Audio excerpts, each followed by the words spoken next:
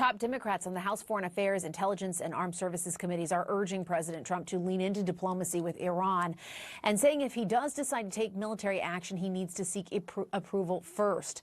The congressman saying in a statement, quote, "The Constitution is clear. Decisions to go to war require congressional authorization. If the president believes military action is necessary, he must come to Congress and make the case that it is in the national security interest of the United States to do so." We are joined now by Democratic Representative Adam Smith of Washington. He is the ranking member on the House Armed Services Committee and was part of the trio issuing that statement I just read in part.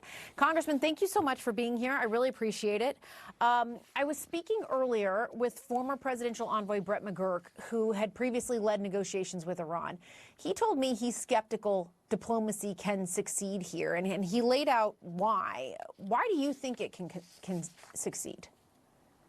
Well, I'm not so much focused on whether or not diplomacy can succeed, if you look at all the things we're trying to accomplish, as I'm worried about the consequences of starting a war with Iran to think that military action can succeed. Now, I won't disagree with Mr. McGurk that there's a long, difficult path here. I think part of the problem is that the biggest concern with Iran, the possibility of their nuclear program, we had a nuclear deal that was working to stop them from getting that Donald Trump tore up. I mean, is Iran just going to agree to that again? And clearly, it seems like President Trump wouldn't accept that. I'm not at all, naive about the difficulty of diplomacy. I think we need to keep economic pressure up. We need to work with partners and allies in the region to contain Iran. But launching a full-scale war with, as the president has alluded, and other Republican members of Congress have said explicitly, the goal of regime change, of us going in and using our military to take out the Iranian regime in the hopes that A, that can work, and B, something better will follow. We've been down this road before with the Taliban, Saddam Hussein, Muammar Gaddafi. I just think we need to be more cautious, number one, and number two, to the main point of the letter. Clearly, this is a war action that would require congressional approval. And to that end, Congressman Ro Khanna and Thomas Massie, a Democrat and a Republican, say they're planning to introduce a war powers resolution next week. This fight between Congress and the executive, the president, has gone on for many years now, where you all say, listen, you got to come to us and get approval. They say, we don't really need to do that on this one or that one. Do you think this is going to go anywhere? Do you think there is movement on this war powers resolution? Yeah, a couple things about that. First of all, we have seen instances where presidents have come to Congress. I mean, a couple come to mind. President George W. Bush got congressional approval before launching the war in Iraq. He made the case to the American people and to Congress. President Obama was contemplating military action against Syria, went to Congress, got a strong rebuff. People said it wasn't a good idea, so didn't do it. So it has happened. Now, it is true. A lot of presidents have decided to ignore Congress and just go ahead and act. But Congress can have influence on the decision, even if the president never says, okay, well, I can't do this because you haven't let me. If Congress speaks loudly, it shows disapproval of the American people.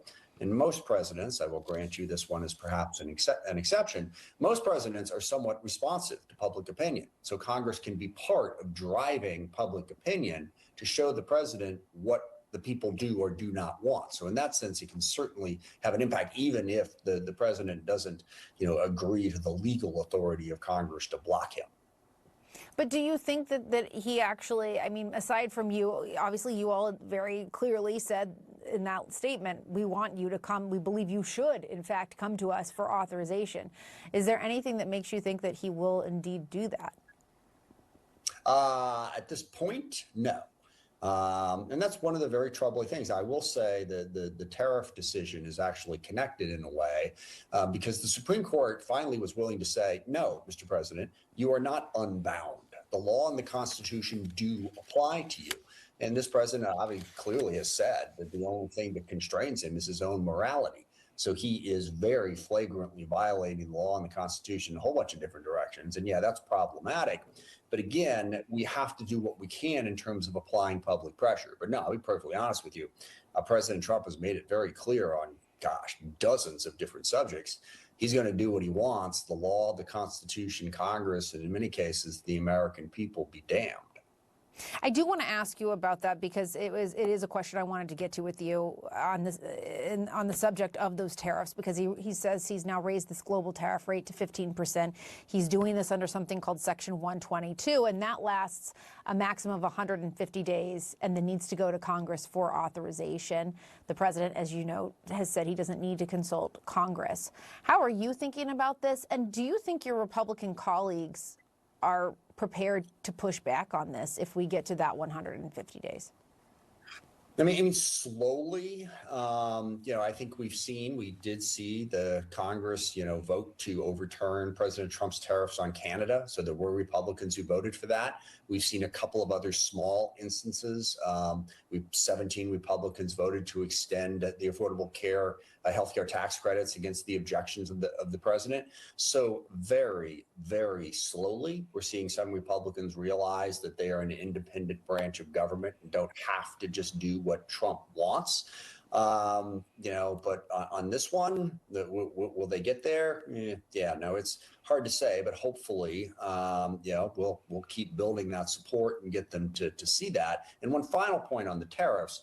Yeah. Yes, it says that he can only put this in place for 150 days, but it also has parameters. And forgive me, I forget what the law says. It doesn't just say the president can do whatever he wants. There has to be a set of circumstances, an emergency set of circumstances present, just like with the other law that he relied on that the courts overturned. So I don't think these tariffs are any more legal than the last, and there will be lawsuits filed ahead of that 150-day deadline.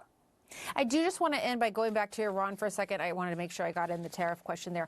But in all the experts that we've been talking to over the last couple of hours here on this show, they've said this is a really critical weekend. We're waiting to see if there can be a deal struck. Obviously, the military buildup there in the Middle East is unlike anything we've seen really in decades. You are the ranking member on House Armed Services. What are you watching for over the next several days? Yeah, I mean, at this point, the forces are in place, and President Trump has, he acts unilaterally and sometimes impetuously. So, the next thing we see could be attacks on Iran. I don't know that we're going to get much more of a warning than that. So that's what's concerning. And I want to make people understand, back to your original question, if we say, well, there's a lot of things we want from Iran, and there are. We want them to stop their nuclear program, the ballistic missile program. We want them to stop undermining governments throughout the Middle East, exporting revolution. We want them to stop terrorizing their own people. But to say that if we can't achieve that, we got to go to war, we got to send in our military.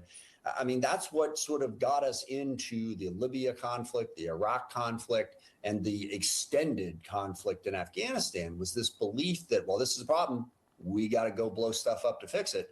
The point is, blowing stuff up does not, in many instances, fix it. It's a risk and a danger all in and of itself. And we need to be very, very aware of that danger. And I think a little more cautious about relying on the military as much as we have over the course of the last 25 years. All right, Congressman Adam Smith, we really appreciate your time tonight. Thank you. Thanks for the chance.